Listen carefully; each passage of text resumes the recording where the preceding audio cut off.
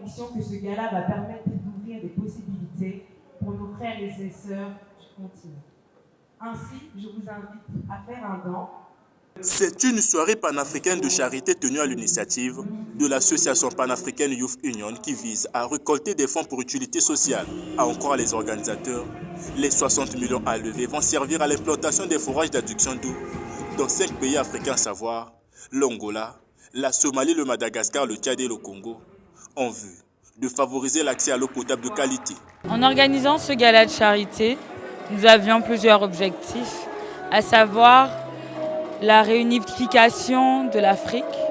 Au-delà de ça, notre objectif était aussi de récolter des fonds pour la mise en place de notre plan d'action, pour construire 20 forages dans les pays africains les plus affectés par le stress hydrique.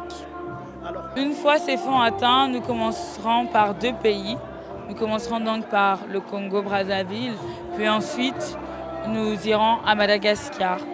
Je souhaite réitérer que notre association est ouverte à tous. La construction de ces forages obéit à une étude de diagnostic réalisée avec l'appui des experts en la matière.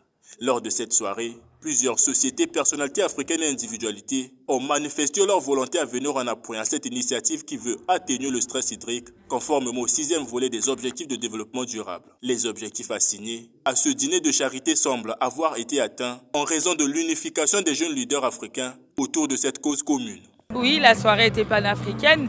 Vous avez même vu, par exemple, lors de la présentation des convives, la délégation malgache qui s'est déplacée pour notre événement. Nous avons eu la délégation camerounaise aussi. Et je vais m'arrêter là dans les citations de peur d'en oublier. Chacun, à son échelle, peut aider. Comme on dit en Côte d'Ivoire, c'est graines de riz qui remplissent sac de riz. Il ne faut pas se dire, ah mais moi j'ai que 10 francs à donner, c'est pas beaucoup. 10 francs, ce sont les 10 francs qui font la différence. Et prise par la volonté ajoutée du projet de l'association panafricaine Youth Union, l'influenceuse et femme d'affaires ivoirienne Emma Loès figure parmi les donateurs. Elle offre une enveloppe de 5 millions de francs CFA comme contribution pour la matérialisation de cette initiative. Justement parce que la cause me touche que je suis là ce soir et j'estime que c'est une cause noble, donc il faudrait pourquoi pas pouvoir pousser cela. Mais c'est important d'avoir de l'eau potable. Si on n'a pas d'eau potable et que justement on a de l'eau polluée, nos enfants auront des problèmes. Quand je dis nos enfants, je parle même des enfants des autres pays que je ne connais pas. Ils restent nos enfants. Donc voilà, c'est important que tout le monde soit en bonne santé, que tout le monde puisse profiter de ce que nous, les gens lotis, avons déjà. Donc tant qu'on peut les aider, on le fera. Cette soirée de gala, agrémentée par les artistes du Ghana, Sapeur et la styliste Liputa, a coïncidé avec la célébration de la première année d'activisme de cette organisation dévouée à la charité, la solidarité, l'éducation et au développement durable.